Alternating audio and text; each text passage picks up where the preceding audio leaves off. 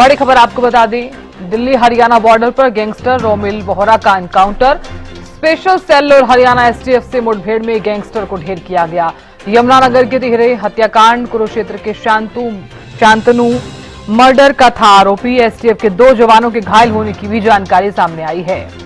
तो एसटीएफ के 2 जवानों के घायल होने की जानकारी सामने आई है। यमुनानगर के तिहरे हत्याकांड कुरुक्षेत्र के शांतनु मर्डर का आरोपी था।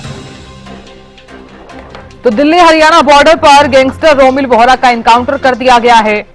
स्पेशल सेल और हरियाणा एसटीएफ से मुठभेड़ में गैंगस्टर रोमिल को ढेर किया गया। बड़ी खबर आपको बता रहे हैं। तो 2 जवानों के घायल होने की भी जानकारी सामने आ रही है। और खबर पर ज्यादा जानकारी के साथ दिल्ली से संवाददाता अपराजिता श्री जुड़ गई हैं। अपराजिता, दिल्ली हरियाणा बॉर्डर पर गैंगस्टर रोमिल बोहरा का एनकाउंटर कर दिया गया है। हरियाणा सरकार की सख्ती के बाद इस एनकाउंटर को आप किस तरह से देख रही हैं? बिल्कुल, देखिए जिस तरीके से लगातार प्रयास जारी था, क्योंकि अगर बोहरा की हम बात करते हैं तो कई हत्या और रंगदारी का मामला उसके ऊपर दर्ज था। वहीं जिस तरीके से आज सुबह दिल्ली पुलिस स्पेशल सेल के द्वारा 2 सब इंस्पेक्टर प्रवीण और रोहन भी घायल हो गए हैं, जिन्हें तुरंत अस्पताल में भर्ती कराया गया है। मगर एक बड़ी उपलब्धि ये मानी जाएगी। जिस तरीके से रोमिल बोहरा की जब बात करते हैं तो काला राणा नोनी राणा गैंग से जुड़ा एक शार्प शूटर था वो।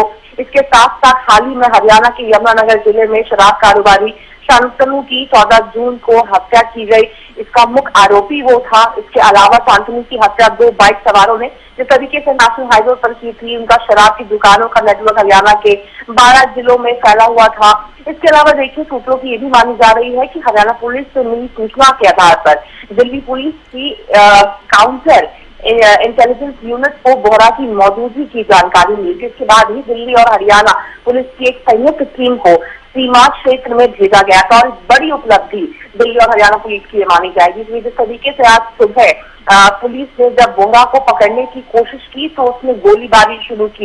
यही खुद में सिद्ध करता है कि कितना भयंकर और कितना आवश्यक था उसे गिरफ्तार करना। इसके साथ साथ ही गोलीबारी शुरू हुई और भागने का प्रयास किया गया, जबकि कार्रवाई में पुलिस ने उसे मार गिराया। पुलिस के अनुसार बोहरा पर हत्या, रंगदारी और आर्म्स एक्ट समेत कई संगीन अपराधों के मामले दर्ज है। वह पिछले साल जिस तरीके से यमुनानगर की गोलीबारी का मामला हो, उसमें 4 लोगों की हत्या कर दी गई। वहीं पुलिस का मानना यह भी है कि बोहरा की मौत से उत्तर भारत में सक्रिय काला राणा नोनी राणा गैंग का बड़ा झटका उसे लगा है। तो एक बड़ी उपलब्धि है। इससे कई गैंगस्टर्स की कहीं ना कहीं जिस तरीके से अब हमने देखा था, मुख्यमंत्री नाथ सैनी की अगर बात करते उनके द्वारा कई सोशल मीडिया पे जिस तरीके से पोस्टर्स भी आए थे कि गैंगस्टर्स को किसी तरह की कोई राहत नहीं मिलेगी या तो हरियाणा छोड़ो, तमाम चीजें सामने आई थी, तो कहीं ना कहीं मनोबल टूटता हुआ उनका नजर आएगा। एक बड़ी उपलब्धि है। बिल्कुल अपराजिता, कहा जा सकता है कि एक बड़ी उपलब्धि तो है ही। इसी के साथ साथ हरियाणा सरकार की तरफ से जो साफ तौर पर कह दिया गया था कि अगर अपराध नहीं छोड़ना है तो आप प्रदेश छोड़ सकते हैं, सीधे तौर पर 2 टूक चेतावनी भी अपराधियों को दे दी गई थी। उसका असर भी हम कह सकते हैं कि देखने को मिल रहा है। बहुत शुक्रिया अपराजिता जानकारी देने के लिए और खबर पर नजर बनाए रखने के लिए।